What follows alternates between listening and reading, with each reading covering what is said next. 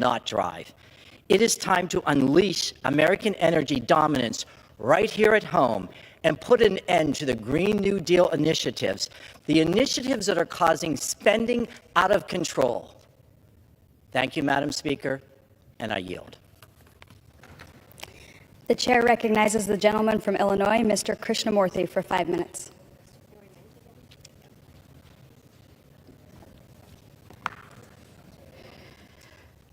Madam Speaker, it's been more than a dozen years since the Syrian revolution began against Bashar al-Assad's dictatorship. In that time, America and our allies have stood together in opposition to Assad's barbaric regime. Some in the region may be ready to look past the atrocities committed by Assad's forces. Some countries are even willing to recognize the Assad regime. America must not, and we must go further. We must use our diplomatic strength to counter these misguided steps. Assad, his regime, and their backers have given us no basis whatsoever to justify normalizing relations with a government responsible for the slaughter of 600,000 men, women, and children. I urge my colleagues to pass the Assad Anti-Normalization Act. Mr. Speaker, I want to address the results of Thursday's elections in Pakistan and the ongoing vote count there. I'm deeply disturbed by the numerous reports that Pakistan's military is engaging in vote rigging and violence to overturn the results of Thursday's elections. These latest actions follow months of targeted suppression, politically motivated arrests, and brutal intimidation tactics. The results of Pakistan's elections must reflect the will of its people, not its military. It is imperative that every effort is made to ensure that every vote is counted fairly and accurately, and that violence is prevented at all costs. As we continue to monitor the results out of Pakistan, I urge the State Department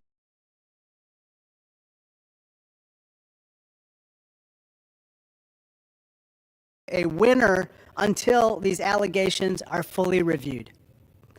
I yield back. Thank you. The chair recognizes the gentlewoman from Georgia, Ms. Green, for 5 minutes. Thank you, Madam Speaker. I'd like to urge the House and the Senate together to consider what terrible days we're in for the American taxpayer. America has been enslaved in $34 trillion in debt. And yet over the weekend, the Senate went into overtime throughout the Super Bowl and beyond into the early morning hours to pass a $95 billion package to fund foreign wars. $95 billion, and not a penny of that goes to anything for any American. Our border is completely being invaded every single day by millions and millions of people from all over the world, over 160 countries. Over 2 million gotaways are in America today. A gotaway is a person from a country we do not know where they're from. We do not know where they are inside our country, what state they are in, what city they are in. We do not know what they're going to do here on our homeland. But we've lost them. Over 10 million people have crossed the border during the Biden administration. Yet the Senate works overtime to fund foreign wars. $95 billion and $60 billion of that is to go to Ukraine. America has already sent $113 billion to the failing war in Ukraine. It's a complete buzzsaw for an entire generation of Ukrainian men. This is a land where there should be peace talks continuously ending this war, not a place where we continue to write blank checks and say, keep the money laundering going, keep the corruption going, keep selling our weapons to lands and countries and governments we do not know. There's so many stories of corruption coming from Ukraine, but they claim that we have to fight for the democracy of Ukraine. That is a lie. Ukraine, they suspended their elections. If we're fighting for democracy, why do we fight for a country that suspends their elections, locks up American journalists, and destroys free speech? This is nothing but a money laundering scheme, all in the backs of the American taxpayer, while the American taxpayer is punched in the gut every single day as our border is kept wide open. The American people do not support continuing this war. The American people work hard for every single penny they earn, and it's time for the House and the Senate, Republicans and Democrats, to remember our oath of office, and it's time for us to serve the American people, the American interest, American causes, American businesses, and the American border. But yet this institution has lost its way. $34 trillion in debt. And the only thing that we're to talk about is to continue funding a war in Ukraine and to fund a war in Israel. That's a danger for Israel. If Israel takes America's money, they open themselves up to the Biden administration and the State Department, hooking their hook in their government and telling them what to do in their war. Israel doesn't need to be told what to do in their war. They need to be allowed to conduct their war as they see fit. They were attacked horrendously by Hamas, who are terrorists. Leave Israel alone and let them fight their war. But yet, no. Every single time we come back into town, the main issues we talk about here is how to fund foreign countries, foreign wars, and foreign governments while the entire world invades our country. And the American taxpayers are forced to pay for it all.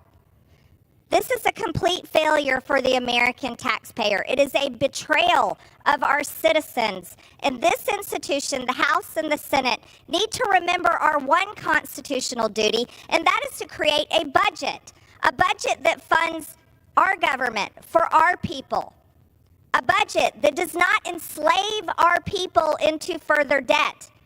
And yet we have failed to do that. We've only passed 7 of our 12 appropriation bills, and the Senate has not finished passing their appropriation bills either. I'm here to urge my colleagues in the House and the Senate that we must come together and remember our oath of office, remember the people that we serve, and do our jobs. We serve the American people, and we should be serving the United States of America. Madam Speaker, I yield back the remainder of my time. Thank you. The chair recognizes the gentleman from North Carolina, Mr. Nickel, for 5 minutes.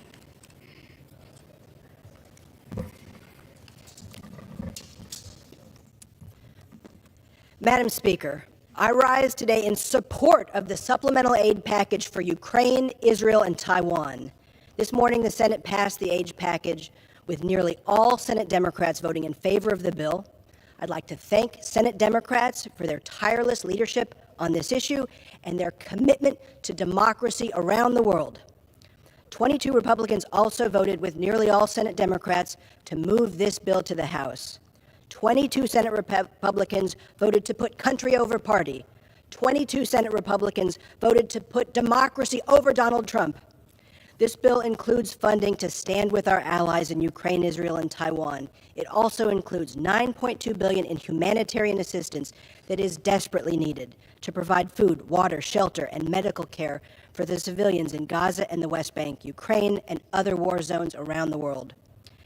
Now, Madam Speaker, the eyes of the world are watching the House of Representatives. Russia is watching, China is watching, Iran is watching, and North Korea is watching. Authoritarian regimes around the world are watching the House. They're watching the People's House to see if we'll honor our commitments and stand with democracies around the globe. We must stand with Ukraine and our allies. Madam Speaker, the world is watching the United States House of Representatives. Just last night, Speaker Mike Johnson said that the bill was dead on arrival in the House, saying, quote, "In the absence of having received any single border policy change from the Senate, the House will have to continue to, quote unquote, work its own will on these important matters." He is reading straight out of the Vladimir Putin playbook. Inaction would be a gift to Russia and Vladimir Putin. By doing nothing, we would hand over Ukraine to Russia and Putin. Madam Speaker, Russia would not stop at Ukraine. As soon as Ukraine falls, they would move directly to another NATO ally. Now, many of my constituents rightly question the high cost of this aid package. Support for Ukraine and our allies is in our national interest. It is a national security issue. If we hand over Ukraine to Russia, then Putin will win. Our alliances will crumble. While the costs are high, we will spend 100 times more containing an aggressive Russia around the globe if we do nothing. We must stand with our allies. This will be a vote where members will be forced to choose between democracy and authoritarianism. That is the great challenge of our time, and we cannot fail.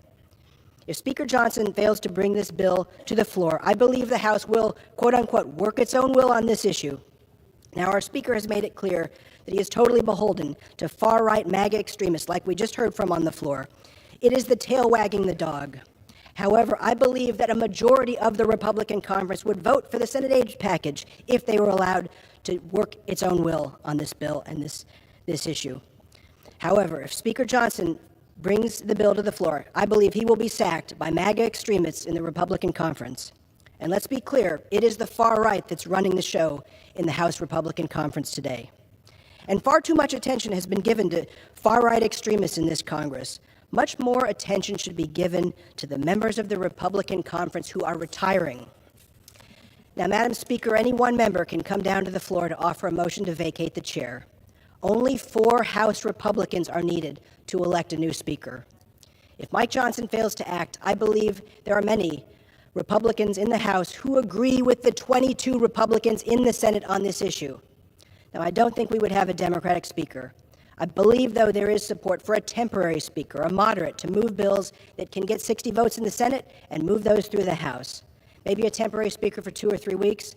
That's what the nation wants. Members of Congress willing to work together to get things done and to solve our nation's toughest problems. We've just seen 22 Republicans in the Senate willing to vote country over party on this issue, and I believe there are Republicans in the House willing to do the same. That's the way we get bipartisan immigration reform and border security. It's the way we pass this supplemental appropriations bill to stand with our allies in Ukraine, Israel, and Taiwan. House Republicans have a choice, Madam Speaker. Are they pro-democracy or are they pro-Putin? House Republicans can choose country over party or Russia over the United States. House Republicans can stand with our allies or they can stand with Donald Trump. Will House Republicans stand with democratic nations like Ukraine, Israel, and Taiwan, or will they stand with authoritarian regimes like Russia, China, Iran, and North Korea? I have hope for the retiring members of the Republican Conference, and I believe there are members willing to stand with democracy over Donald Trump. Now, Madam Speaker, you have heard House Democrats come to the floor and talk about voting to put people over politics. This is an issue that is people over politics, and we must not fail. I yield back the balance of my time. Thank you. The chair recognizes the gentleman from Tennessee, Mr. Rose, for 5 minutes.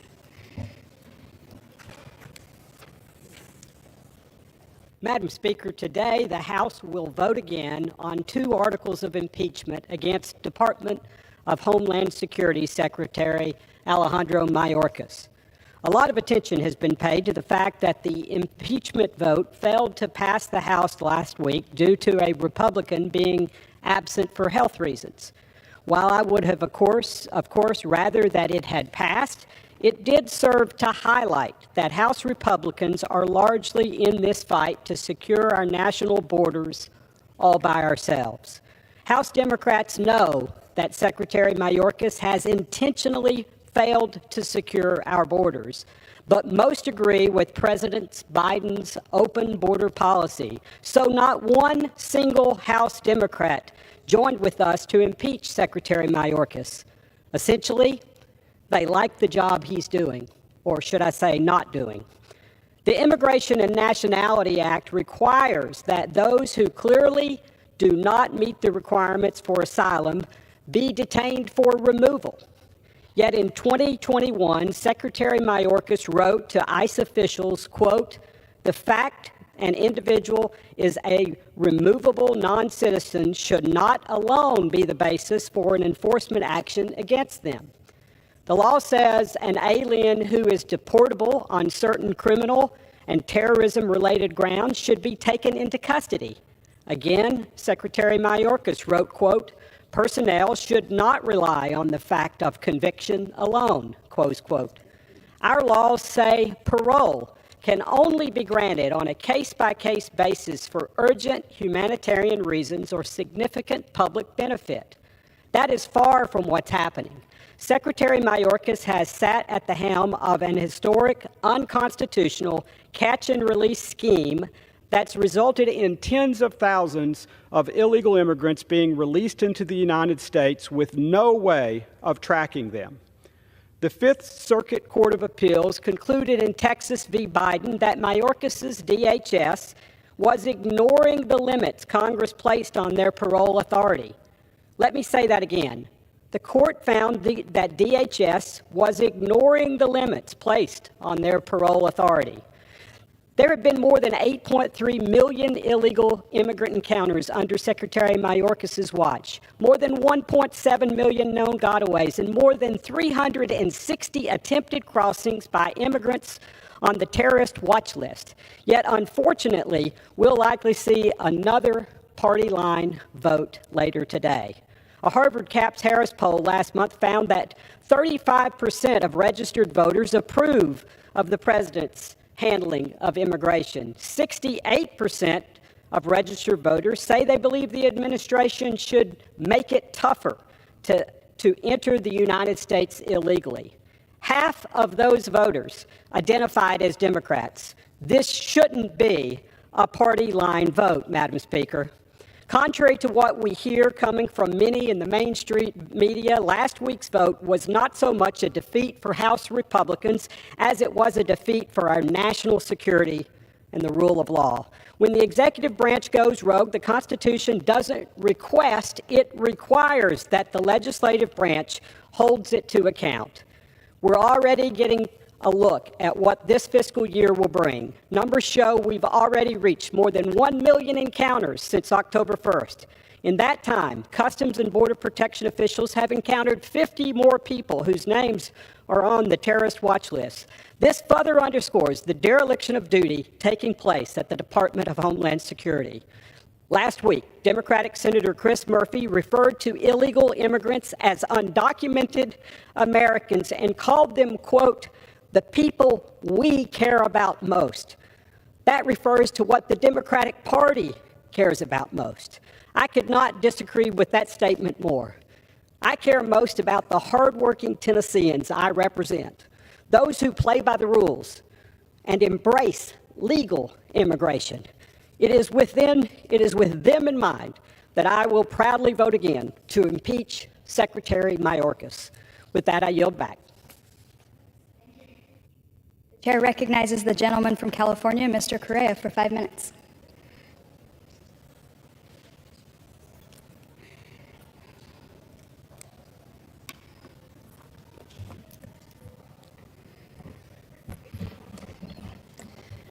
Thank you, Madam Speaker. Today I rise to honor the life of my very good friend, Raymond Ray Cordova, in his legacy of service. Ray was a proud Vietnam War vet, and after serving in Vietnam, he returned home to help build our nation through his work with the Communication Workers of America.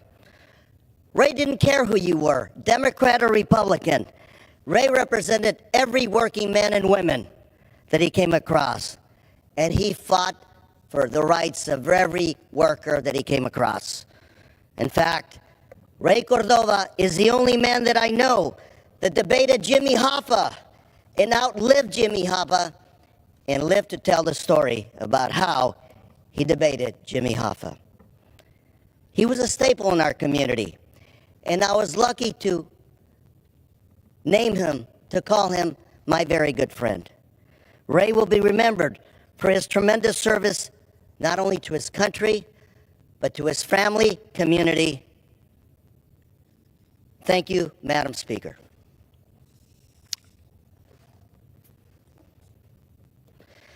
Madam Speaker, I rise today to congratulate my very good friend, Dr. Rafael Luevano, for his appointment as a Grisette Chair in Bible and Christian Traditions at Chapman University.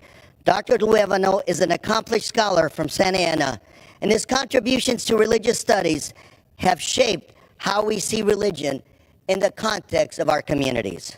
His dedication to teaching students makes him an excellent choice for this prestigious position.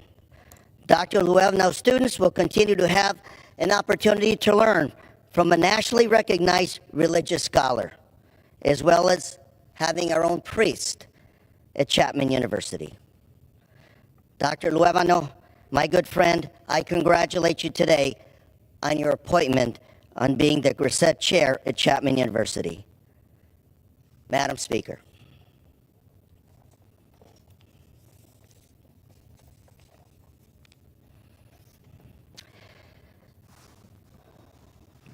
Madam Speaker, today I rise to honor the life and legacy of my very good friend, Dr. Bill Cott, and to celebrate the dedication and naming of the Anaheim Post Office after Dr. Bill Cott. Dr. Cott was a son of immigrants. Dr. Cott was born in Philadelphia, and he served our nation in the U.S. Army during World War II. He fought against Nazi Germany. And Dr. Cott showed his bravery and determination by walking across 3 nations to fight in the Battle of the Bulge.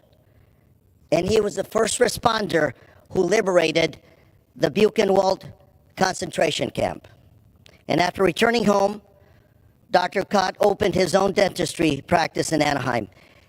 And he also served as the chairman of the California Republican Assembly of Orange County.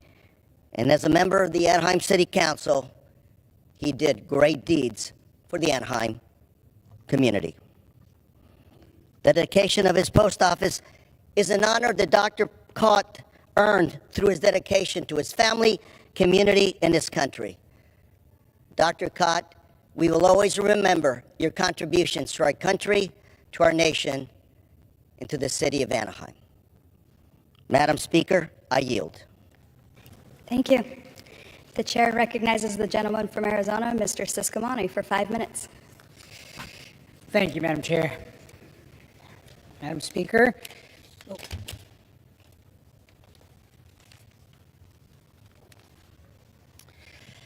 Thank you, Madam Speaker. I rise today to recognize someone who made a resounding impact on both me personally and also the Tucson community. My mentor, my pastor, and my friend, Arnoldo Gutierrez. Throughout his life, Pastor Gutierrez played many roles, from Air Force veteran to pastor and loving father and grandfather. Having served his nation during the Vietnam War, he taught me how to live my faith, how to live a life of public service, and how to live a life with a strong sense of true patriotism. While he and his generation fought a thankless war in Vietnam, Arnoldo Gutierrez remained an unwavering patriot and was a perfect example of the American dream. He immigrated to the United States when he was 3 years old. He was a standout high school athlete, enlisted in the United States Air Force on his senior year of high school, and met the love of his life while he was serving in Spain, Belén. He retired after 21 years of service, founded a church in South Tucson, and continued his service to his community that way. Today, I extend my deepest appreciation to Arnoldo Gutierrez and all those who served our nation. He passed away on Thanksgiving weekend of 2017. Not a day goes by where I don't remember him and the lessons he taught me. Today, he lays to rest in Tucson, Arizona, but I know his legacy will live on forever in our community and in all those whose lives he touched. In honoring Arnoldo Gutierrez, we not only recognize his contributions, but also recognize the sacrifice and bravery of all our veterans. May he rest in peace.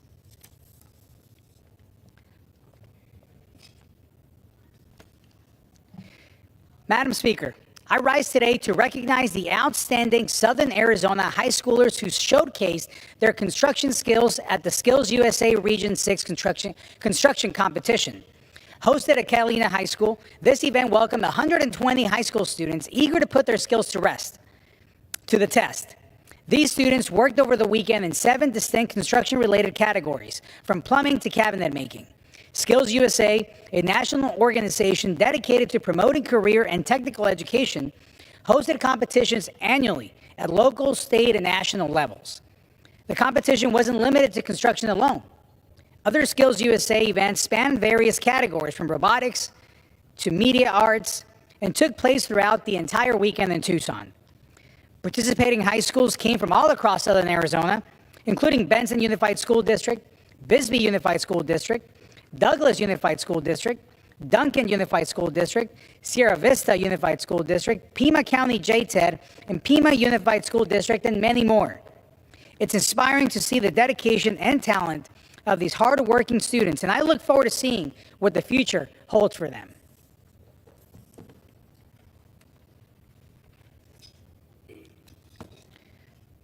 Madam Speaker, I rise today to recognize the University of Arizona San Javier Mining Lab, where our next generation in the mining industry is growing and learning. The School of Mining Engineering dates back to 1885, standing as one of U of A's founding programs. This lab has notable achievements, including being ranked first nationally, engineering, and fourth nationally in mining engineering programs. In addition, it also has a commendable track record of 100% job placement for graduating seniors. Recently, I led a group of my Western Caucasus colleagues to a trip to the San Javier Mission mining site, where they were able to meet students and see firsthand the innovation happening there. This program is leading the country in our developing our future leaders in mining. They have set the standard for mining engineering programs as an incredible point of pride for our community. And so I want to recognize the students, professors, and stakeholders who work tirelessly as a part of this program. And of course, bear down. With that, I yield. Thank you. The chair recognizes the gentleman from Connecticut, Mr. Courtney, for 5 minutes. Thank you, Madam Speaker. Madam Speaker, I rise before the House today as the member from Eastern Connecticut, and have the honor to represent the 2nd Congressional District to report on some encouraging news on probably one of the most gut-wrenching, disheartening problems that our nation faces, which is the epidemic of opioid overdoses. In the state of Connecticut, like other parts of the country, the rise of opioid deaths from 2012 up until 2021, 2022 has been 300%. People are more likely to die from opioid overdoses than they are from motor vehicle accidents, and Eastern Connecticut was no exception. Again, in 2021, the number of opioid deaths in New London County, which takes up the largest portion of Eastern Connecticut by population, peaked at 134 deaths. Starting at that point, people decided it was time to get serious about trying to come up with ways to create more prevention and also remediation and recovery for people, again, suffering from addiction. In 2022, that number dropped from 134 to 125, and a couple days ago, the 2023 numbers were reported, and it dropped to 71 deaths. Again, this did not happen by itself. It was collaboration in the community in New London. The New London Opioid Action Team, which was led by Margaret Lancaster from the Ledgelight Public Health District, created a collaboration with the New London Police, the New London EMS, the social service agencies to, again, get more Narcan kits out into the community, to educate people in terms of what to do in these situations, these crisis situations. And again, it's showing real results. In Norwich, which is also one of the larger communities that was hard hit, the Norwich Opioid Task Force was created, led by Kate Milday, who is the director of Norwich Social Services. Again, a collaboration with the Norwich Police Department, EMS, and youth prevention teams, and the Recovery Coach program, which is led by Michael Doyle from Reliance Healthcare. The Reliance Coach program is a model with trained, street-smart staff that are out in the community, street by street, again, tracking where overdoses have occurred, distributing Narcan kits, 500 in 2023, and the number of deaths dropped from 34 to 17 in that community. And again, I just want to salute Michael and his team, who are amazing people doing hard work, saving lives, and again, getting this country better positioned to deal with this crisis. Again, I said it was encouraging news.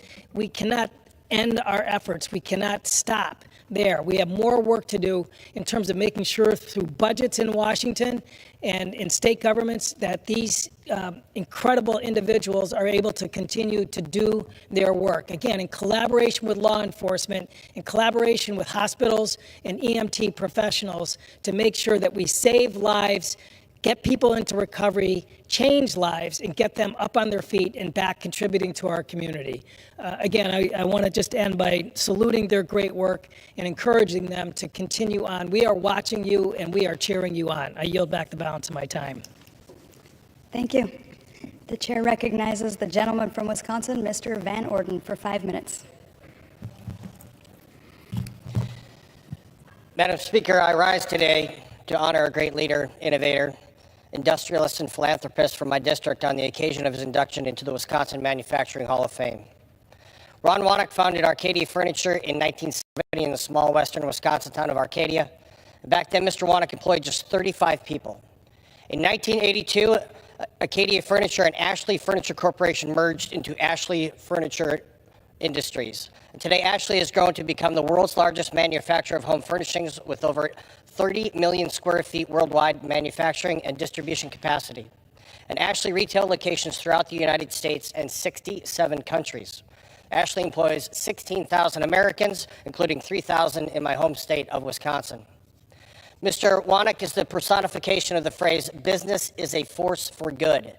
Not only is Ashley Furniture Industries a massive economic driver in Wisconsin and beyond, but the Ronald and Joyce Wanek Foundation has contributed tens of millions of dollars in support of a multitude of important charities. Mr. Wanek is an unmatched supporter of the technical and STEM education at both the K-12 and post-secondary levels. Through its various programs and partnership, the Ronald and Joyce Wanek Foundation aims to inspire and empower students to pursue career STEM fields and improve the quality of life in our communities. In addition, Mr. Wanek is a passionate supporter of veterans. Just one example is his establishment of the Incredible Soldiers Walk in the Memorial Park in Arcadia, Wisconsin, which is a premier war memorial outside of Washington, D.C., that has 29 monuments honoring all who have served our nation. And finally, Mr. Wanek is not only the great embodiment of the American dream, but he actively promotes it through his unwavering and ardent support of the free enterprise system, which has made this nation the greatest country in the history of the world. Madam Speaker, I ask that Ron Wanek's contributions to my state and this nation be entered into the congressional record for posterity. Madam Speaker, I rise today to highlight the importance of career and technical education.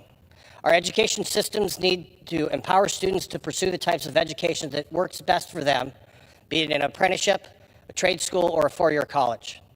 That's why I joined the Bipartisan Congressional Career Technical Education Caucus, or CTE, which is committed to supporting and promoting CTE for all Americans.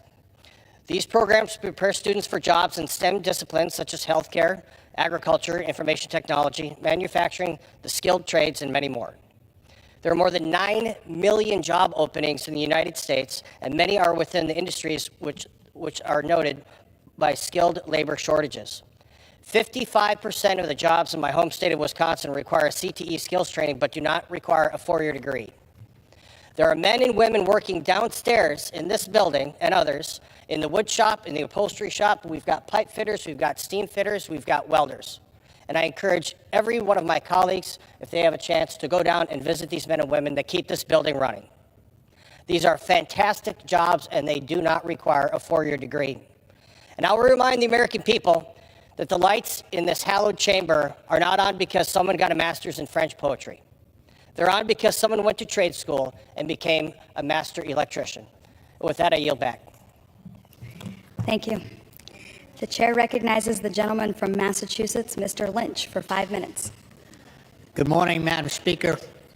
As a member of the House Subcommittee on National Security, I rise in strong support of emergency aid for our democratic ally and partner and for the people of Ukraine. Now entering the third year of their fight for freedom and democracy in the face of the brutal invasion launched by Russian President Vladimir Putin in 2022. This morning, the United States Senate passed a bipartisan foreign aid package that included vital Ukraine assistance by a wide vote of 70 to 29. In stark contrast to this bipartisan effort, the House Republican leadership continues to fall in line behind former President Trump, refusing to act swiftly on Ukraine funding on purely partisan political grounds. Regrettably, Speaker Johnson has already dismissed the Senate bill as a status quo measure. Madam Speaker, this is a missed opportunity. Members of this House should have the right to vote on a package of Ukraine funding, Israel funding, and greater security funding for our southern border. On the issue of Ukraine funding in particular, this political impasse comes at the great expense of U.S. national security, international peace, and the freedom of the Ukrainian people. It also follows repeated warnings from the Biden administration that the failure to enact additional aid will kneecap Ukraine on the battlefield. It'll allow Putin, an autocratic dictator, to prevail and simply pave the way for a Russian military victory. Even the Republican chairman of the House Intelligence Committee recently reported that with the Ukrainian armed forces now desperately rationing munitions, he quotes, "We'll have to get this done. If we do not move, we will be abandoning Ukraine." The Ukrainian people deserve better. They're valiantly defending their country against relentless campaigns of state-sponsored terrorism that the United Nations reports has killed more than 10,000 and injured nearly 20,000 Ukrainian civilians. The war has also forcibly displaced an estimated 10 million people, including 6.3 million people, Ukrainian refugees who have fled to neighboring countries. With Putin vowing to continue this unlawful war until Russia achieves its nationalist, imperialist objectives, I strongly urge my Republican colleagues to abandon their misguided and dangerous deference to Donald Trump. At a campaign rally this past weekend, the current standard bearer of the Republican Party actually stated that if one of our third-party or 31 NATO allies did not meet their defense spending goals, he stated that he would not protect them as President of the United States in honoring our obligations to NATO. In fact, he said he would encourage Russia to do whatever the hell they want, end quote. He would treat the surrender of millions of Ukrainian people as a transaction. We must instead be guided by our own founding democratic principles, enduring defense of freedom and human rights around the world. Indeed, the House Republican leadership would also be wise to recall their own longstanding commitment to a strong national defense and embrace American global leadership as a bulwark against expansionist schemes undertaken by brutal dictatorships. The Ukrainian people deserve better. They're defending their country against a relentless campaign of state-sponsored terrorism that the United States reports has killed more than 10,000 people. People are at last free to determine their own destiny, said Ronald Reagan, who also demanded of Putin's predecessor, Mr. Gorbachev, tear down this wall. He was a defender of a free and democratic Europe. I recently returned from a bipartisan delegation to Ukraine where I met with President Zelensky and examined the security and humanitarian situation on the ground. There is zero evidence that the government of Ukraine is directing resources anywhere but towards its singular goal of preserving Ukrainian sovereignty and independence. I urge my colleagues to support additional aid for Ukraine, and I yield back the balance of my time. Thank you, Madam Speaker. Thank you. Pursuant to Clause 12A of Rule 1, the Chair declares the House in recess until 2 p.m. today.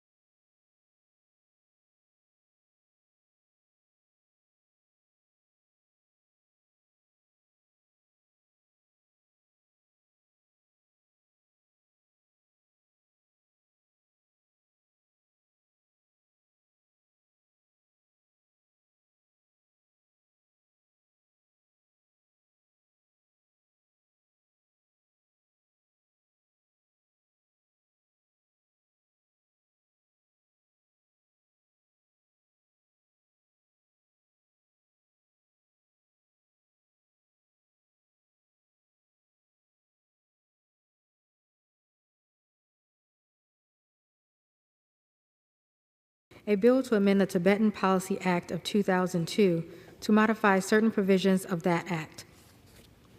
Pursuant to the rule, the gentlewoman from California, Ms. Kim, and the gentlewoman from North Carolina, Ms. Manning, each will control 20 minutes. The chair recognizes the gentlewoman from California. Thank you, Madam Speaker. I ask unanimous consent that all members may have 5 legislative days to revise and extend their remarks and to include extraneous material on this measure. Without objection. Thank you, Madam Speaker. I yield myself such time as I may consume.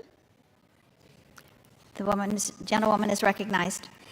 Madam Speaker, I rise in strong support of H.R. 533, promoting a resolution to the Tibet-China Dispute Act. This year marks the 65th anniversary of the exile of the Dalai Lama. The Tibetan people have suffered 70 years of Chinese Communist Party oppression and control. From forced labor to forced sterilization to arbitrary detention to the banning of Tibetan education, religious practices, and language, the CCP will not stop until it has erased Tibetan culture. Last year, the CCP released a white paper on its policies in Tibet. In that document, the party doubles down on its oppression and crackdown on the religious and economic freedom of Tibetans. That is why I'm a proud co-sponsor of this bipartisan bill introduced by the gentleman from Massachusetts, Mr. McGovern, and the chairman of the Foreign Affairs Committee, Mr. McCall. The CCP has refused to speak with the Tibetan central authorities since 2010, essentially putting the future of Tibet and the safety of millions of Tibetans at suspended risk. This bill helps Tibetans in 2 main ways. First, it pushes back against CCP propaganda about the history of Tibet. It is simply not true that Tibet has been, as the CCP claims, end quote, a part of China since ancient times, end quote. And U.S. policy has never accepted that false claim. For that reason, this legislation clarifies U.S. policy, highlights the unique language, religion, and culture of the Tibetan people, and directs U.S. diplomats to push back against CCP propaganda. Second, this bill ensures that Tibetans have a say in their own future. It stresses the need for a direct dialogue between the CCP and the democratically elected leaders of Tibet, and that any resolution must be peaceful and include the voice of the Tibetan people. Tibetans are democracy-loving people who wish to freely practice their religion and have their distinct identity acknowledged and respected. I'm proud to play a small part in supporting this dream for the Tibetan people. So I urge all of my colleagues to help push back against the Chinese Communist Party's crackdown against the Tibetan people by voting in favor of this bill. I strongly support H.R. 533 and reserve the balance of my time. The gentlewoman reserves her time. The gentlewoman from North Carolina is now recognized. Madam Speaker, I rise in strong support of H.R. 533, promoting a resolution to the Tibet-China Dispute Act as amended, and I yield myself as much time as I may consume. I want to thank Representative Jim McGovern and Representative Mike McCall for introducing this bill and working with Ranking Member Meeks to pass it out of the House Foreign Affairs Committee and bring it to the House floor today. Representative McGovern is a champion of human rights, and with this bill, he is asking all of us to stand up for the people of Tibet. I also want to thank Speaker Emeritus Nancy Pelosi for her tireless work in holding the People's Republic of China responsible for its human rights violations and her longtime advocacy for the Tibetan people. In recent years, Beijing has tightened its repressive grip over the Tibetan areas in China and attempted to dilute the distinct religious, cultural, linguistic, and historical identity of the Tibetan people. Since 2010, Beijing has also refused to meet its international obligations to engage the Dalai Lama and his representatives to resolve the Tibet issue through dialogue. At the same time, Beijing has unleashed a disinformation campaign to mislead the world about Tibet and its history.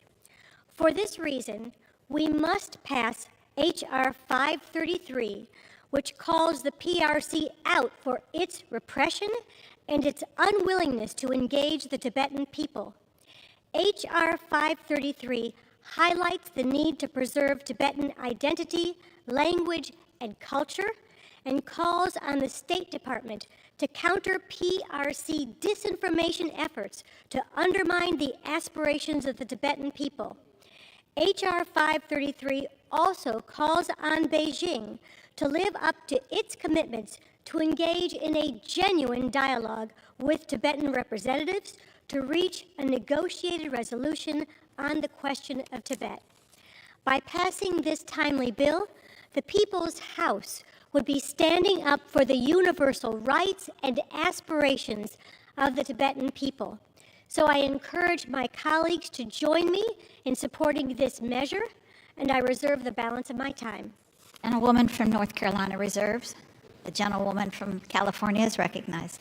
I yield 3 minutes to the gentleman from New Jersey, Mr. Smith, who is also chairman of the Foreign Affairs Subcommittee on Global Health, Global Human Rights, and International Organizations. The gentleman is very good friend, recognized. For yielding. Madam Speaker, I speak in strong support of H.R. 533, which would amend the Tibetan Policy Act of 2002. This bill was introduced by Congressman Jim McGovern, House Ranking Member on the Congressional Executive Commission on China, which I chair, along with Chairman McCall. And I'm proud to be listed among the many co-sponsors. Tibet and the Tibetan people face new and ever-worsening challenges from the Chinese Communist Party's repressive rule. After decades of unspeakable cruelty by the Chinese Communist Party against Tibetans, we're seeing an increase that's occurring in an effort that looks just like genocide.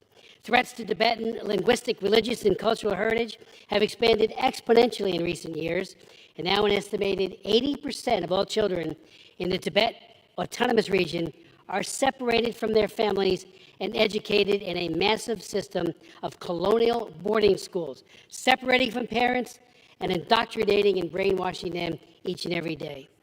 In recent years, Chinese police in Tibet have conducted mass DNA collection and iris scanning programs in wide swaths of Tibetan society, including in monasteries and primary schools. A sinister endeavor to harvest biometric data, and one which implicated an American company, Thermo Fisher Scientific. While thanks to pressure from many, including our commission, Thermo Fisher has announced it will cease cooperation in this area, though they still do business in China, and that is problematic. We need to drive home the message to American businesses: stop cooperating with a brutal regime and stop subsidizing tyranny. Amid these threats to Tibetans in Tibet, the Chinese Communist Party also seeks to extend its repressive reach abroad, targeting for surveillance and harassment Tibetan diaspora communities in the United States, in India, and in Nepal.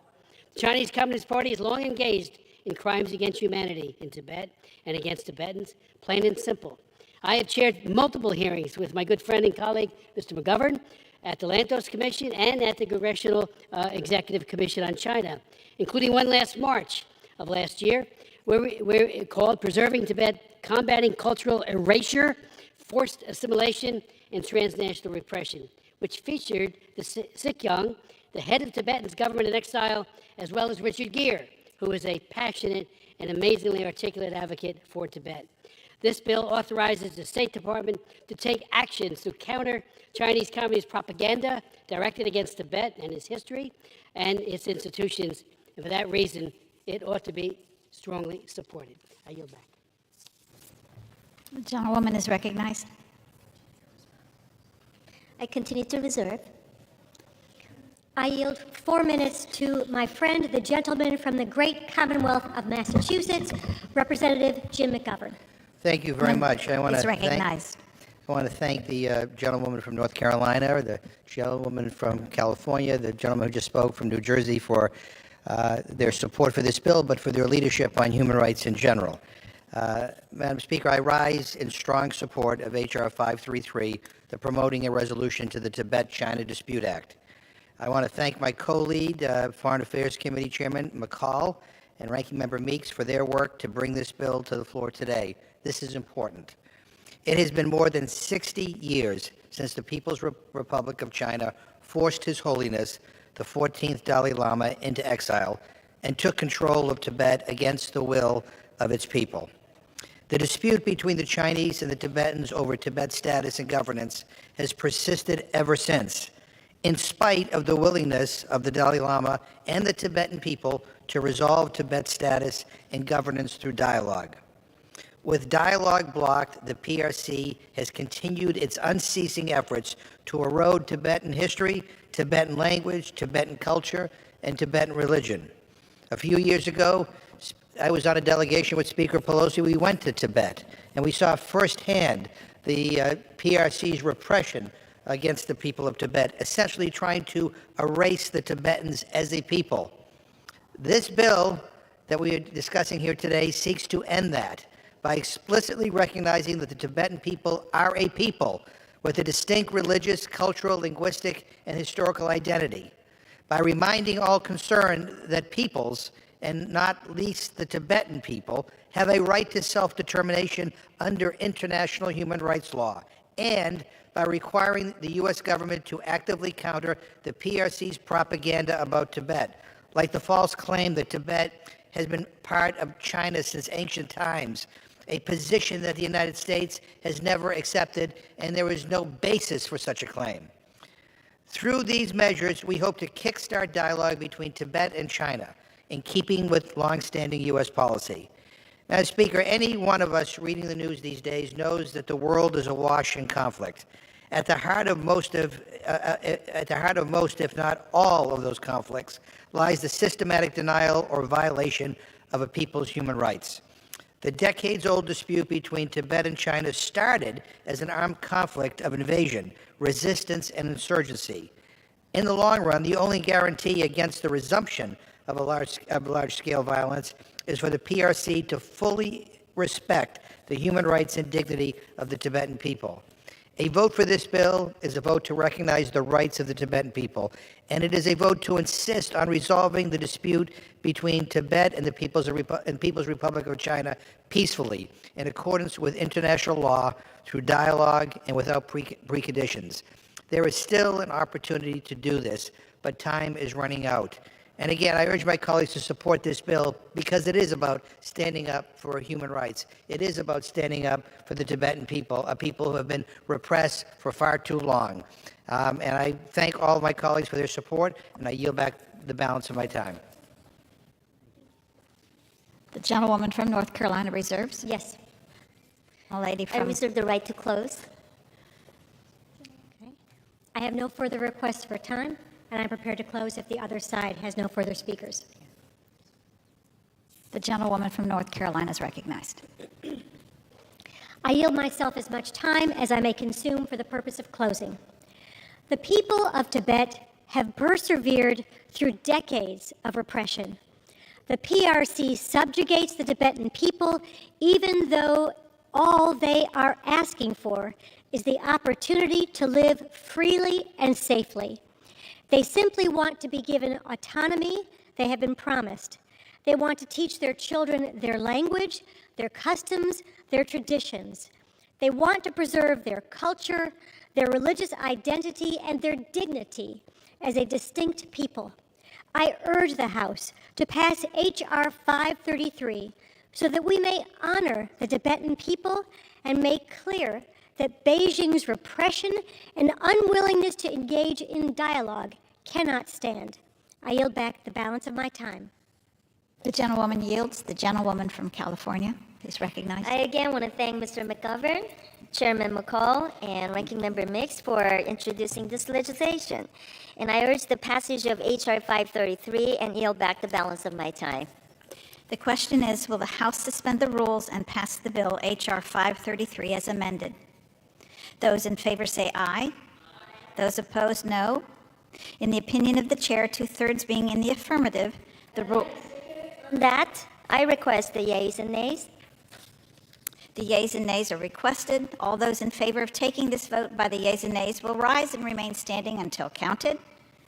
A sufficient number having risen, the yeas and nays are ordered. Pursuant to Clause 8 of Rule 20, further proceedings on this question will be postponed.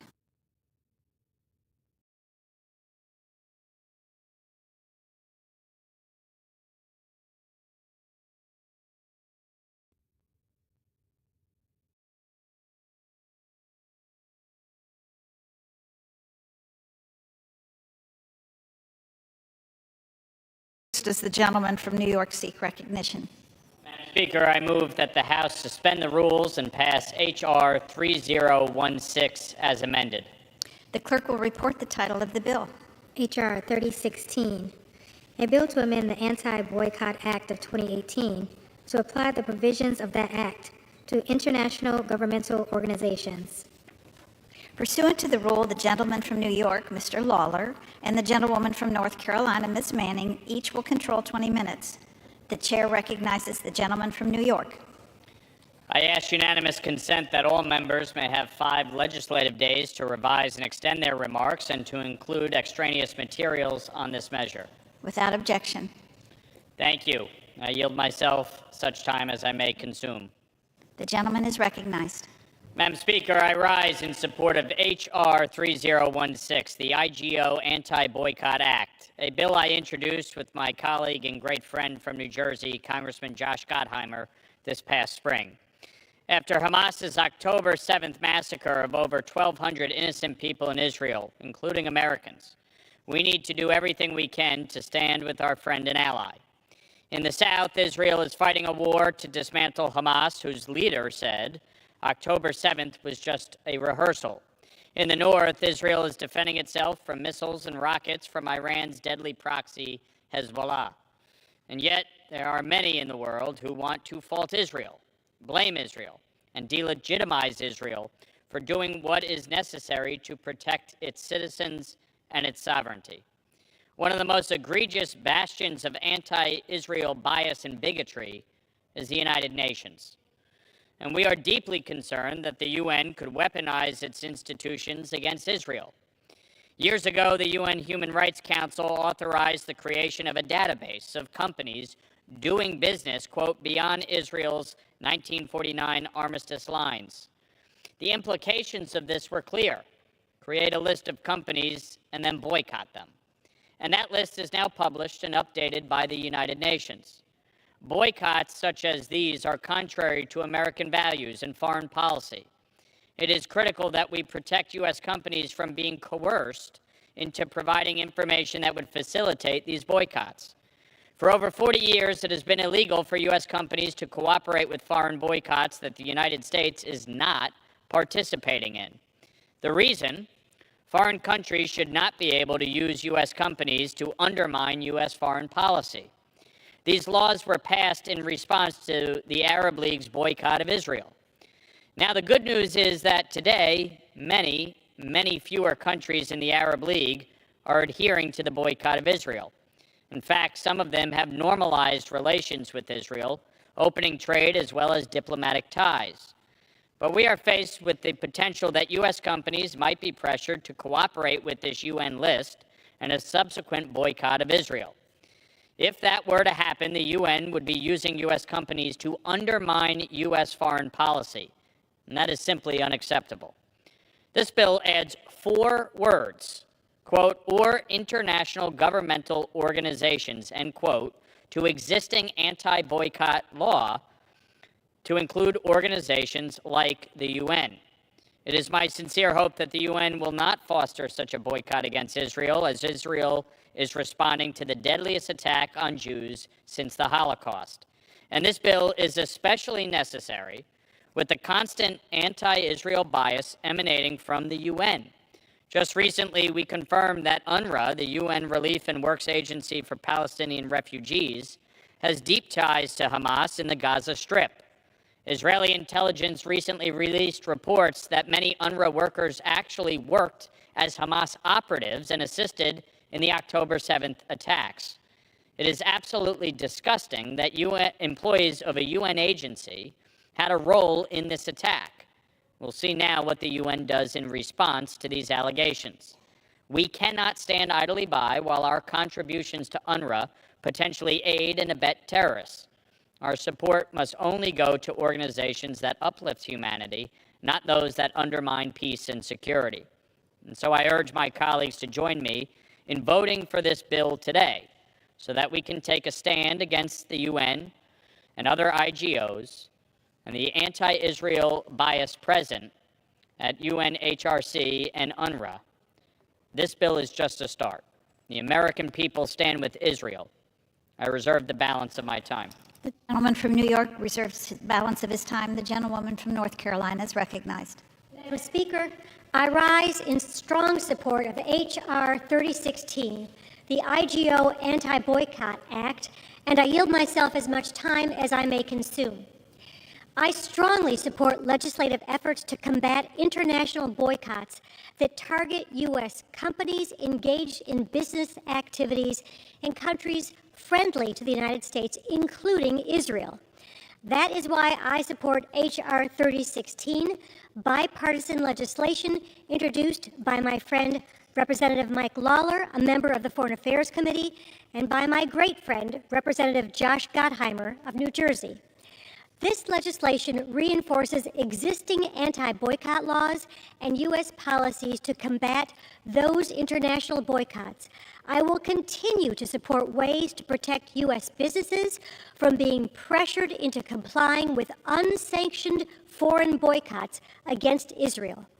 It is already U.S. policy, per the Anti-Boycott Act of 2018, which H.R. 3016 would amend, to oppose restrictive trade practices and boycotts imposed by any foreign countries or entities against Americans and countries friendly to the United States, and which discourages or prohibits U.S. companies from taking actions to support unsanctioned foreign boycotts.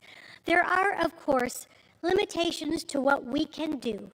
The United States cannot unilaterally stop other countries from adopting policies that we do not agree with, nor could other countries prevent the United States from adopting policies they do not agree with.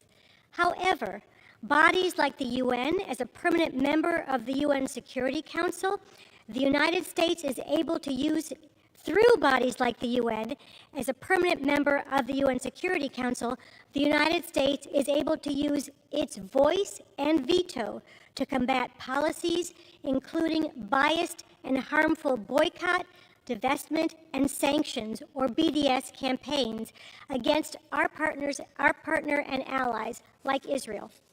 Furthermore, policies adopted by international bodies do not bind U.S. citizens. Americans are only bound by American law. An act of Congress is required for international law to become our law. No intergovernmental organization will ever supersede U.S. law or sovereignty. From the Arab League boycott to the global BDS campaign against Israel, Congress has repeatedly stood united in a bipartisan way against this hateful campaign to isolate, single out, and economically punish the state of Israel.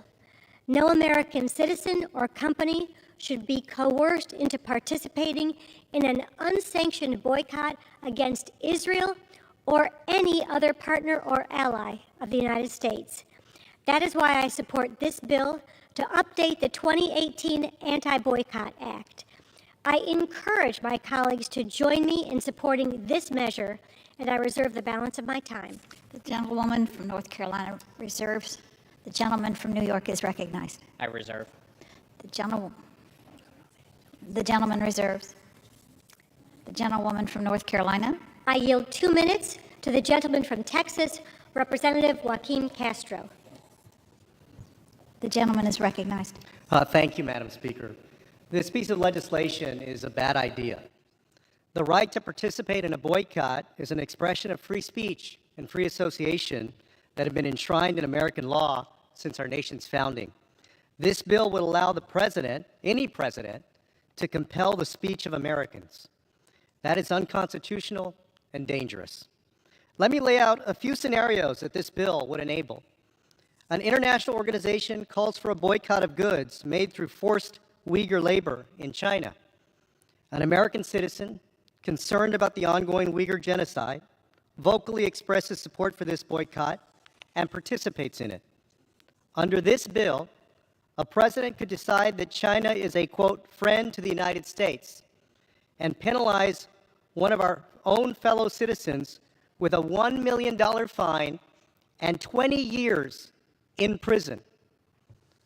Under this bill, an American citizen who participates in a European Union boycott of goods made in Russian-occupied Ukraine could be jailed for 20 years under an American president who was friendly to the invasion. There are no safeguards under this law. The president has the complete power to decide when a country is covered by this law. That I cannot support. If an American chooses to participate in such a boycott, it should be their decision and theirs alone, not the United States government. I urge my colleagues to oppose this legislation, and I yield back. I reserve. The gentlewoman reserves. The gentleman from New York is recognized. I yield myself as much time as I may consume. The gentleman is recognized. Thank you, Madam Speaker. To my colleague from Texas, we accepted one of his amendments during the markup to address some of his accountability concerns. But let's be clear, this is not an anti-First Amendment bill. This bill adds 4 words to existing law. It does absolutely nothing unprecedented. It only expands coverage of existing protections to include IGOs. The bill is not discriminatory against proponents of the BDS movement. Rather, it prevents discriminatory actions against Israel and other countries friendly to the United States so as not to undermine U.S. foreign policy. IGOs, like the United Nations, continue to impose one-sided and biased policies against the State of Israel. You can't wait until after the fact to protect Israel and the Jewish people, as we saw on October 7th. While the EU doesn't maintain a similar blacklist, there have been EU-based efforts to create one and further other BDS initiatives at the EU. For example, just last year, in February of 22, pro-BDS activists launched a campaign to call on the EU Commission to propose a new law to stop trade with settlements. Luckily, the campaign didn't reach the amount of signatures it needed to be brought before the EU Commission. Let's be clear, the BDS movement is anti-Semitic. BDS is one tactic in a long history of campaigns and efforts to delegitimize and isolate the State of Israel. It also applies a double standard to Israel. The BDS campaign does not support constructive measures to build Israeli-Palestinian engagement, nor does it promote peace negotiations or a mutually negotiated two-state solution to the conflict. Rather, BDS presents a biased and simplistic approach to the complex Israeli-Palestinian conflict, positioning this dispute over territorial and nationalist claims as the fault of only one party, the State of Israel, while ignoring other actors and dynamics, such as Palestinian shared responsibility for the continuation of the conflict. BDS advocates for self-determination for Palestinians while denying to Jews that same right. So many of our colleagues who have, for instance, called for ceasefires say nothing about Hamas's barbaric and horrific and brutal attacks on October 7th. The duplicity, when I hear some of my colleagues talk about this issue, is pathetic. The BDS movement uses divisive and inaccurate terms like apartheid, genocide, settler colonialists, and supremacists to refer to aspects of Israeli action or policy they criticize, language which serves to demonize the Jewish state and those who support its very existence. So the intent here is to expand in existing law to include IGOs. 4 words are added to the existing law. That's all this bill does. I reserve the balance of my time. The gentleman reserves the balance of his time. The gentlelady from North Carolina is recognized. I yield 2 minutes to the co-chair of the Bipartisan Problem Solvers Caucus and a member of the House Intelligence Committee, my friend Representative Josh Gottheimer of New Jersey. The gentleman is recognized. Thank you, Madam Speaker, and thank you, Representative Manning, for your leadership on this and so many important issues for our country. Thank you. I rise today to urge my colleagues on both sides of the aisle to join me in passing the IGO Anti-Boycott Act. I'm particularly honored to have helped introduce this bipartisan legislation with my very good friend and fellow Problem Solver Caucus member, Mike Lawler from New York. I'm grateful for his leadership as well and the words he has just spoken. On October 7th, the world watched Hamas terrorists invade Israel and brutally kidnap, torture, rape, burn alive, and murder innocent babies, children, women, men, and the elderly, including dozens of Americans. Americans remain hostage to this day. This unprovoked war has underscored why I'll always stand with Israel and support our key democratic allies' right to defend herself from those who seek her destruction. This bipartisan legislation is a key step to counter anti-Israel bias and anti-Semitic BDS movements strung along by enemies of our nation. And as my colleague said, the BDS movement is anti-Semitic. We must move quickly to stop international governmental organizations from unfairly and unjustly alienating Israel. It's unacceptable. And speaking as my colleague did about the United Nations and UNRWA in particular, and what's come out even in the last days about UNRWA, which is, again, part of the United Nations, playing host to a Hamas data center. We know that a significant number of Hamas fighters are employees at UNRWA, and I just want people to understand that funding from the United States of America should not be supporting any terrorist fighters like those in Hamas. It's totally unacceptable, and that is not where dollars from the United States should be going. Right now, anti-Semitic and anti-Israel rhetoric has spread across the country and the world. According to the ADL, between October 7th and January 7th, there were more than 1,300 instances of anti-Semitic acts and expressions of support for terrorism against the state of Israel. Today, we have a chance to stand up for our ally Israel and to stand up against anti-Semitism and all of the disinformation which continues to spread around the world on sources like TikTok. You yield me 30 more seconds. Additional 30 seconds. The gentleman's recognized. We know that on TikTok, which is supported by the Chinese government, by CCP, they're continuing to spread disinformation. Disinformation is also coming out from many of these organizations. We must stand up against it. This legislation does nothing to violate the First Amendment. In fact, it's the importance of being able to stand strong with the First Amendment that allows legislation like this to make it to the floor in Congress, to let leadership from Mr. Lawler and others and the excellent work here of Ms. Manning. So that kind of leadership is critical. So, Madam Speaker, I once again urge my colleagues to vote for and help pass the bipartisan IGO Anti-Boycott Act. We must stand strong up against Hamas. The gentlelady reserves. The gentleman from New York is recognized. I reserve the right to close. The gentleman reserves.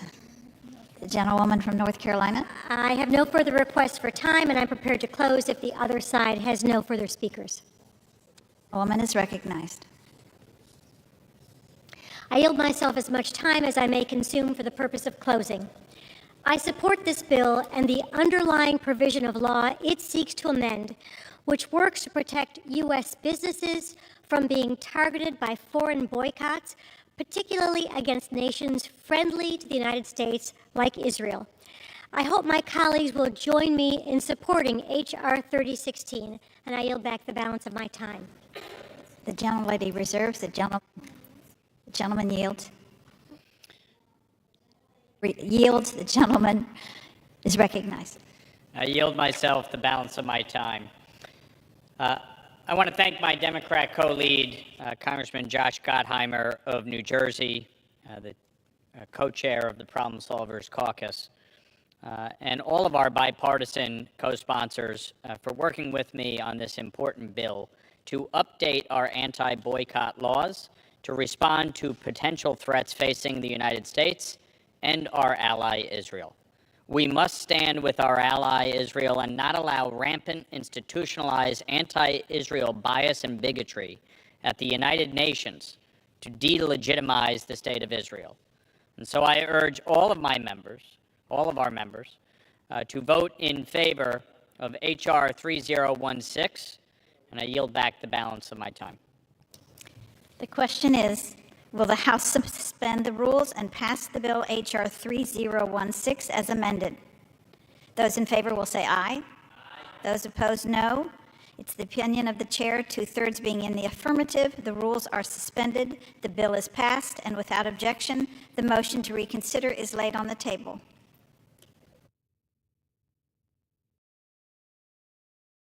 Does the gentleman from New York seek recognition? Madam Speaker, I move that the House suspend the rules and pass H.R. 3202 as amended. The clerk will report the title of the bill. H.R. 3202, a bill to prohibit any official action to recognize or normalize relations with any government of Syria that is led by Bashar al-Assad and for other purposes. Pursuant to the rule, the gentleman from New York, Mr. Lawler, and the gentlewoman from North Carolina, Ms. Manning, each will control 20 minutes. The chair recognizes the gentleman from New York. I ask unanimous consent that all members may have 5 legislative days to revise and extend their remarks and to include extraneous material on this measure. Objection. I also ask unanimous consent to introduce into the record an exchange of letters with the Judiciary Committee. Objection. Thank you. I yield myself such time as I may consume. The gentleman is recognized. Madam Speaker, I rise in strong support of H.R. 3202, the Assad Regime Anti-Normalization Act. I want to begin by thanking my colleague and friend, Joe Wilson, the chairman of the Foreign Affairs Committee on the Middle East, North Africa, and Central Asia Subcommittee. This legislation is critically important. It has been almost 13 years since Bashar al-Assad unleashed his brutal war on the Syrian people. Hundreds of thousands of innocent people have died because of the Assad regime's unrelenting brutality. This is a regime that, with the support from Russia, Iran, and Hezbollah, tortures men, women, and children at an unthinkable scale. These crimes are undeniable. We have eyewitnesses, survivor testimony of Assad's cruelty from Caesar, who was forced to photograph dead bodies, and from the gravedigger, who was forced to dig mass graves for those who were brutally murdered. The Assad regime has repeatedly used chemical weapons against the Syrian people. And just this past November, a court in France found sufficient evidence to issue an international arrest warrant for Assad's complicity in war crimes, specifically linked to his use of chemical weapons. Assad is a murderer, a war criminal, and the head of a narco state. Now that Syria is a hub for illicit captagon production and trafficking. And yet, shockingly, we have seen some countries downplay these abhorrent crimes against humanity and welcome Assad Syria back into the community of nations. Let me be clear. There can be no normalization with the Assad regime. This regime will never change, and Assad and his backers' hands are soaked with the blood of the Syrian people. That's why today we are considering this bill to ensure there's justice for the Syrian people who continue to suffer under the Assad regime and his Russian and Iranian backers. This legislation amends the Caesar Act to ensure full and robust implementation by the executive branch of mandatory sanctions targeting the Assad regime and its backers. It also expands the scope of sanctionable activity to cover more crimes, including stealing humanitarian aid and property. Further, it codifies United States policy to oppose recognition of Assad and requires a strategy to counter creeping normalization with Assad by other countries. This bill also increases transparency around the Assad regime's manipulation of the UN system and theft of UN aid meant for the Syrian people. And crucially, this bill reauthorizes the Caesar Act ahead of that foundational legislation's statutory expiration later this year. The Syrian people have suffered the brutality of this criminal regime and its backers for far too long. The world cannot simply excuse Assad or his backers' crimes because it is convenient. We've seen the consequences of this play out in Ukraine at devastating cost. We must hold the regime and its Russian and Iranian backers accountable, and that is exactly what this bill will do. I reserve the balance of my time. The gentlelady from North Carolina is recognized. Madam Speaker, I rise in support of H.R. 3202, Assad Regime Anti-Normalization Act of 2023, and I yield myself as much time as I may consume. I'm proud to support this bipartisan legislation introduced by my dear friend and the chairman of the Subcommittee on the Middle East, North Africa, and Central Asia, Representative Joe Wilson of South Carolina. First, it is with deep sadness that I note that it has been over 13 years since the Syrian people first rose up for their basic rights and have subsequently endured brutal assaults by Assad's Russian and Iranian-backed military year after year. The Assad regime has unceasingly engaged in a campaign of violence against the Syrian people, committing what has amounted to countless war crimes and the most egregious violations of international humanitarian law. As we consider this bill today, it's critical we acknowledge that the war has resulted in the deaths of over 600,000 Syrians and more than 8 million displaced. The regime continues to regularly target hospitals, schools, and neighborhoods, and hundreds of thousands of Syrians face bleak prospects for the future. It is in this context we consider this bill, which responds to moves by some governments to look past these atrocities and readmit the Assad regime into international institutions. The Biden administration has opposed efforts to re-engage with the Assad regime and continues to highlight ongoing crimes against the Syrian people. I stand with the administration and those who believe Assad must be held accountable, and I'm glad that members of both parties have stood together to publicly condemn the welcoming of the Assad regime back into the Arab League. As we condemn such actions and stand with the Syrian people, I also support the Biden administration's efforts to provide the Syrian people with vital, life-saving humanitarian assistance to assist in the recovery from multiple earthquakes last year and Assad's continued military assaults. And so I support this measure, which I hope will discourage other states from overlooking Assad's crimes and which makes it U.S. policy not to recognize an Assad-led Syrian government. This bill also expands targeted sanctions against the Assad regime while preserving important humanitarian exemptions and provisions. The bill includes a bipartisan amendment which passed unopposed in the committee that refines the sanctions provisions so as not to impinge on legitimate humanitarian aid efforts to the Syrian people. Finally, this bill mandates greater scrutiny of the Assad regime's diversion of international aid for its own benefit and at the expense of the Syrian people. I want to thank my friend, Representative Wilson, as well as Chairman McCall and Ranking Member Meeks for their work on this bill. I encourage my colleagues to join me in supporting this measure, and I reserve the balance of my time. The gentlewoman reserves the balance of her time. The gentleman from New York is recognized. I yield 4 minutes to the gentleman from South Carolina, Mr. Wilson, the chairman of the Foreign Affairs Subcommittee on the Middle East, North Africa, and Central Asia, and the author of this bill. The gentleman is recognized. Thank you, Madam Speaker, distinguished graduate of Columbia College. I'm very grateful to be here with Congressman Michael Lawler, It's been 13 years since the Syrian revolution, where pro-democracy demonstrators peacefully gathered to express against the corrupt and murderous regime of dictator Bashar al-Assad. People carrying roses and shouting, "Peaceful, peaceful," were met with unspeakable atrocities.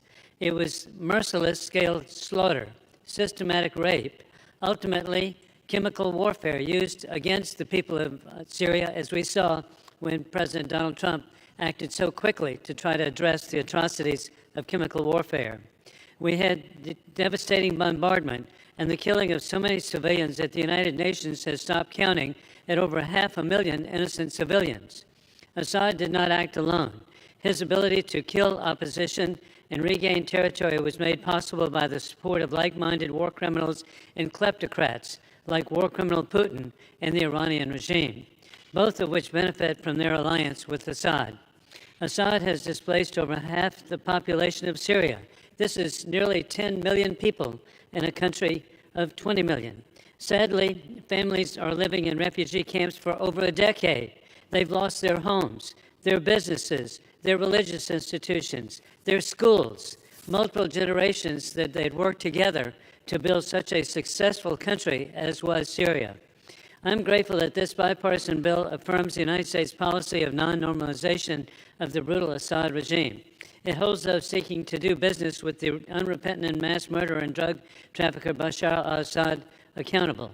It also includes comprehensive transparency mechanisms to prevent UN funding from being diverted or stolen to the regime, while including robust protections of humanitarian assistance. Assad continues his reign of terror against the people of Syria with help from war criminal Putin and the regime in Tehran, while destabilizing the region and trafficking the destructive Capticon drug, which is now reaching Europe, and with Chinese providing drugs to Africa to destroy families. The unconditional welcoming of mass murderer Assad into the Arab League, which we so appreciate, the Arab League itself, was disgraceful. To do business with Assad is the normalization of death and depravity, in the contrast to the moral standards of American allies who are members of the Arab League. The passage of this bill is a testament to the work of the Syrian Americans, many of whom are survivors of torture at the hands of the regime. All of them have lost a loved one. I'm grateful to Speaker Mike Johnson, to Chairman Mike McCall, Ranking Member Greg Meeks, and staff, Gabriela Zak, Omar Hasino, and Stephanie Prindorvis, along with the Syrian American patriots who are in the gallery today, who have worked to bring this bipartisan bill to the floor. I am also grateful to be working with my good friend, Congresswoman Kathy Manning, and Congressman of my sister state of North Carolina, and also with Congressman Mike Lawler from New York. To the Syrian people, you're not forgotten, and you will never be forgotten. Your country has a rich history of democracy. We will continue to stand for a free and democratic Syria against the dictators with rule of gun who are invading democracies with rule of law. I yield back. Gentleman yields. I reserve. The gentlewoman reserves. From North Carolina. I'm sorry, from New York. A lot of New Yorkers do move to North Carolina, I know. unfortunately. But I yield 3 minutes to the gentleman from Arkansas, Mr. Hill, a member of the Foreign Affairs Committee and Vice Chairman of the Committee on Financial Services. Gentleman is recognized. Madam Speaker, I thank you very much. I thank the gentleman from New York. I certainly thank my good friend from South Carolina. I stand in full support of Joe Wilson's good bill to counter the butcher Assad. You know, the gentleman from South Carolina and I spent a great deal in 2023 traveling the Middle Eastern region, talking to our partners in the Arab world, warning them of the consequences of readmitting Assad back into the Arab League. And while official U.S. policy does not support normalization with Assad, we have U.S. government officials like Brett McGurk, Assistant Secretary Barbara Leaf, watering down that position of U.S. policy, encouraging Arab countries to, quote, get what you can for normalization. What did we get? We got more war, Madam Speaker. The Arab countries said, let's cut out Captagon trade and drugs. Let's return refugees from Jordan and Turkey, Lebanon, back to Syria. Let's eliminate Iranian influence in Syria. Did we get those things, Madam Speaker? No. And that's why this bill to counter normalization is so important, because Syria, for the American people, is a giant aircraft carrier for terrorism. Israel being attacked from Syria, Iraq being attacked from Syria, Americans killed because of attacks from Syria. So I support Mr. Wilson's bill. I urge my colleagues to support it, and I yield back the balance of my time. The gentleman from New York reserves. I reserve. The gentlelady from North Carolina is recognized. I have no further requests for time. I'm prepared to close if the other side has no further speakers. The gentlewoman reserves. The gentleman from New York. I yield 2 minutes to the gentleman from West Virginia, Mr. Mooney. Gentleman is recognized. Thank you, Madam Speaker. 13 years ago, the Syrian people took to the streets, demanding basic rights, such as freedom of speech, freedom of democratic elections, things which many Americans frankly take for granted these days. They also demanded an end to the Assad dictatorship. Assad responded with extreme brutality, including the use of chemical weapons, such as sarin gas.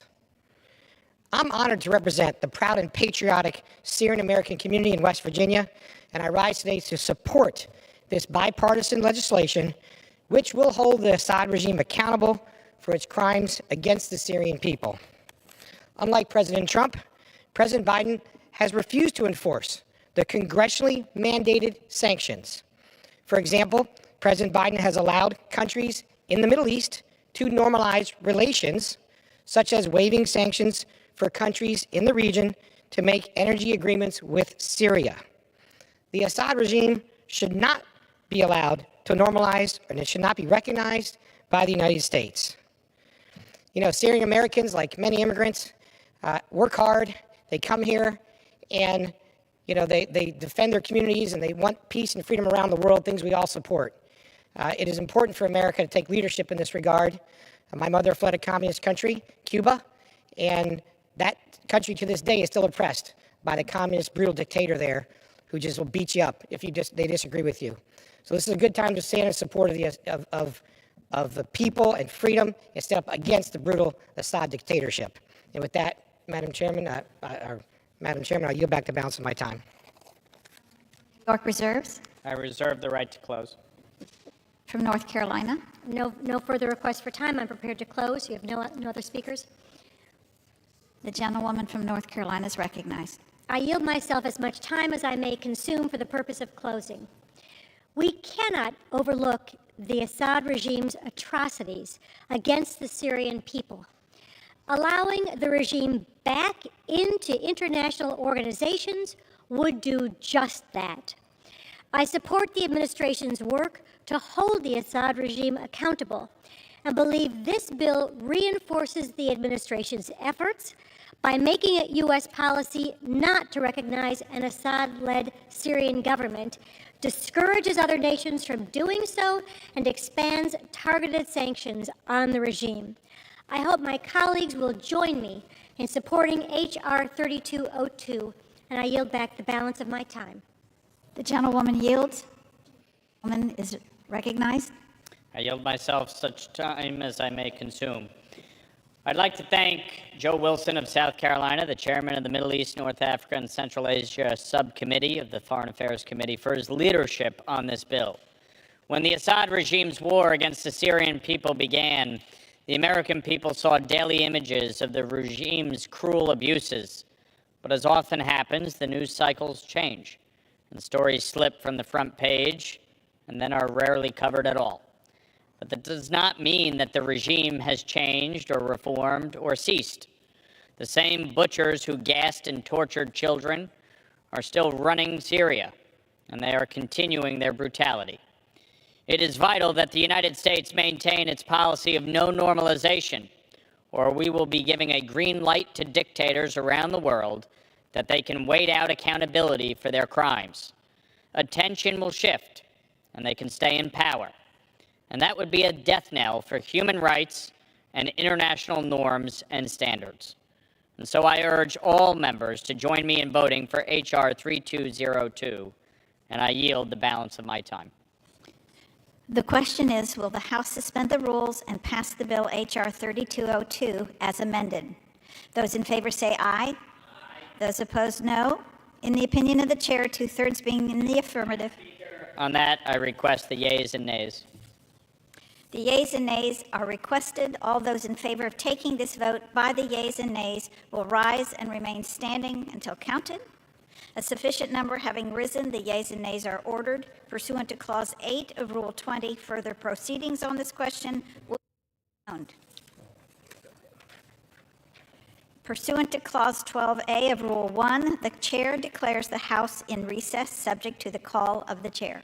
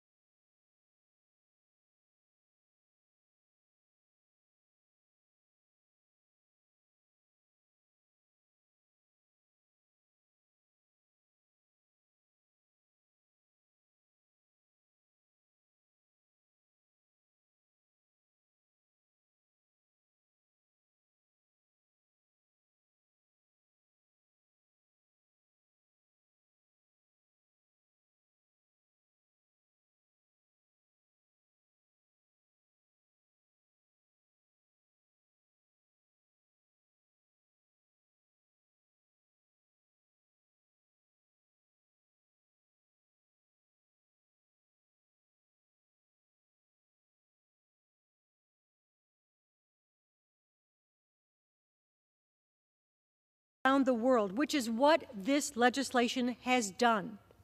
Today, we build on the successes and the lessons learned over the last decades.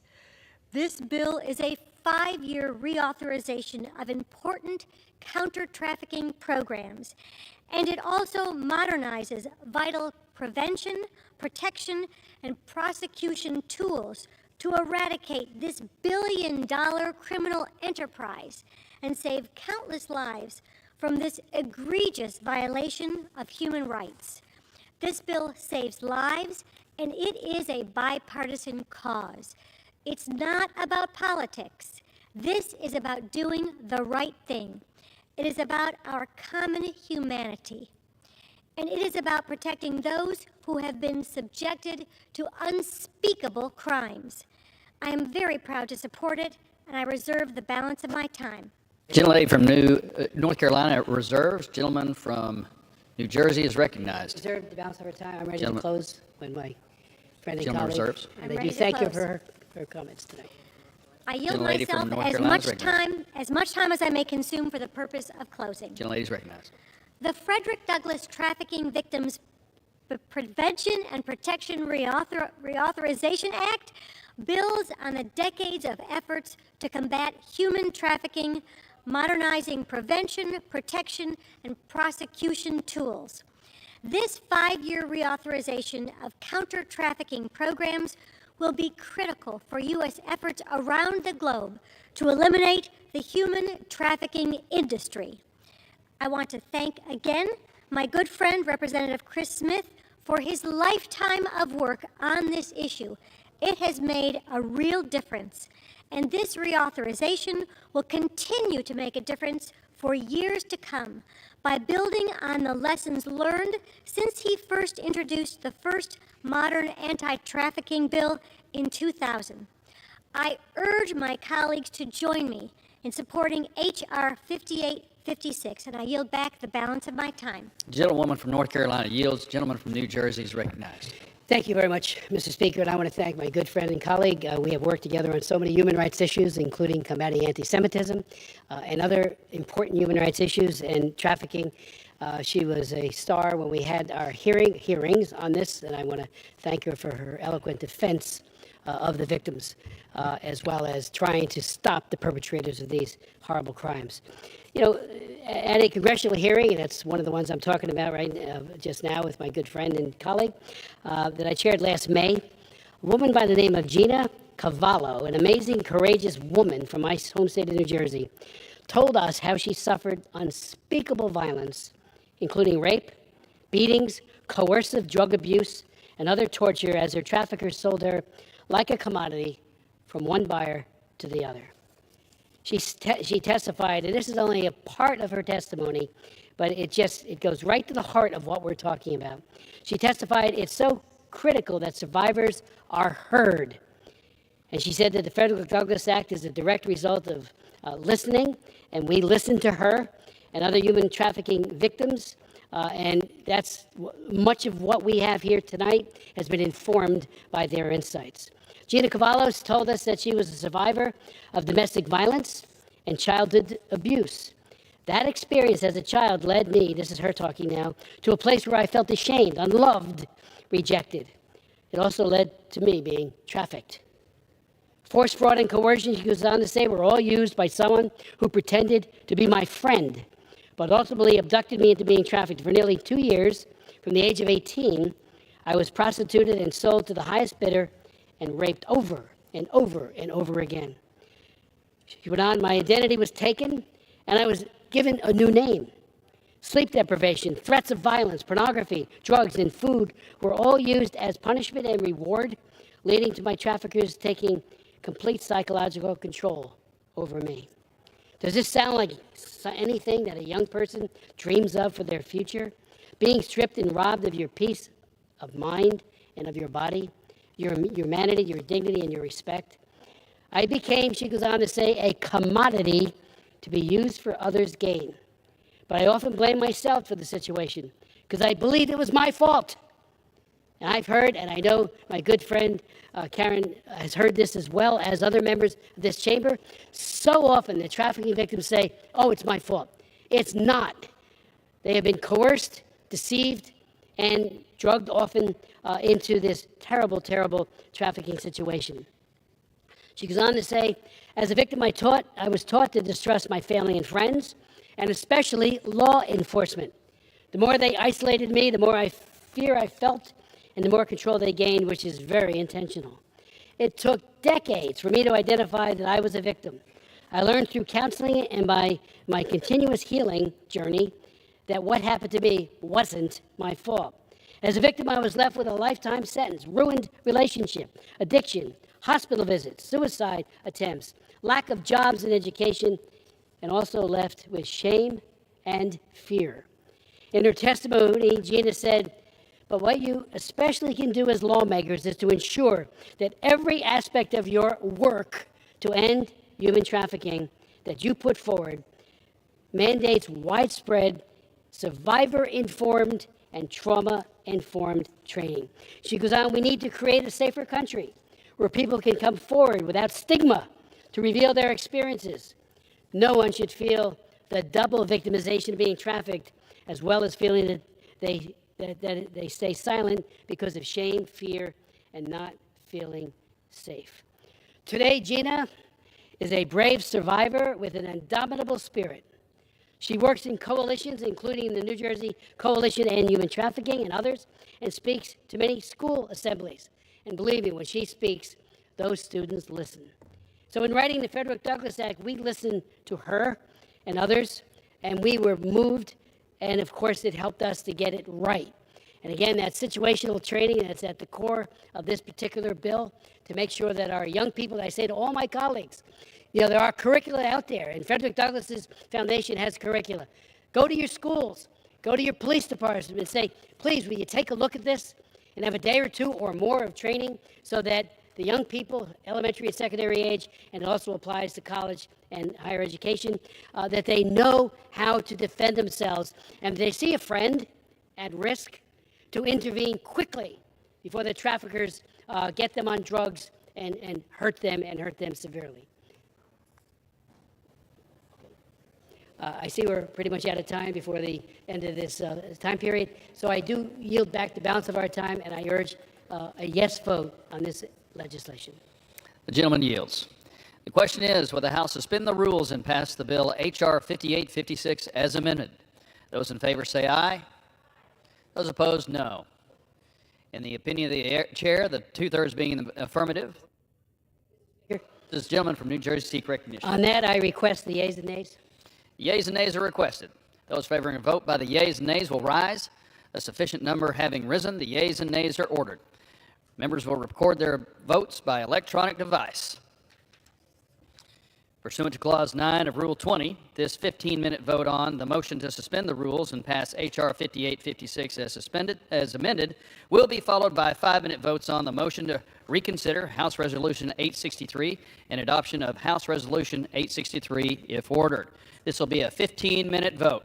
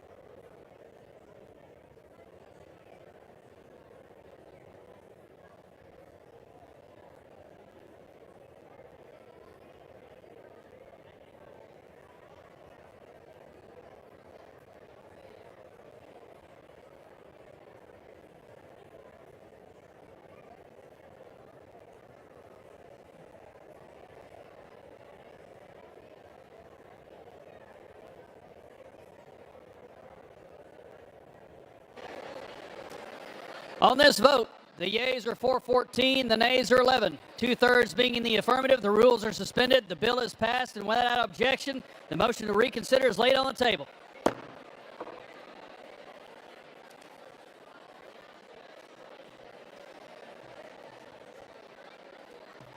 Pursuant to Clause 8 of Rule 20, the unfinished business is the question on the motion to reconsider the vote on the question of adoption of HRES 863, on which the yeas and nays were ordered.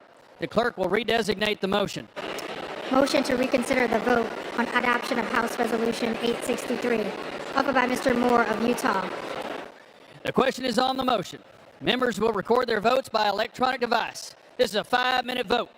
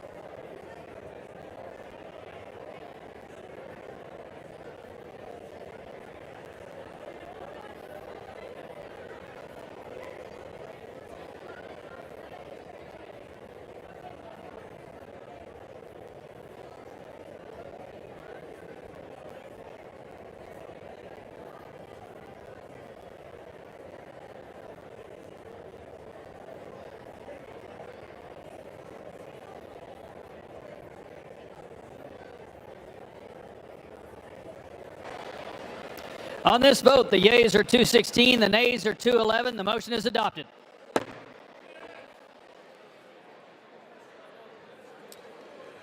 The question is on adoption of the resolution. Those in favor say aye. Those opposed say no. The opinion of the chair, the ayes. For what purpose does the gentleman from Utah seek recognition? The yeas and nays are requested. Those favoring a vote by the yeas and nays will rise. A sufficient number having risen, the yeas and nays are ordered. Members will record their votes by electronic device. This will be a 5-minute vote.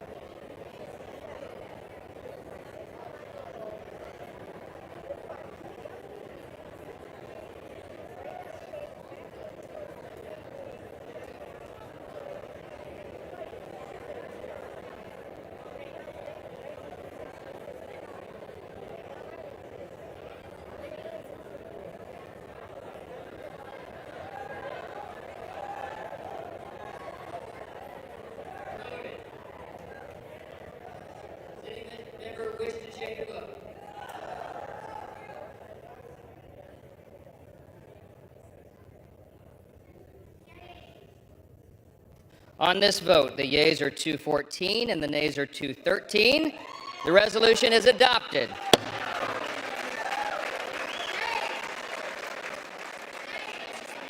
Pursuant to Section 2A of House Resolution 996, House Resolution 995 is hereby adopted.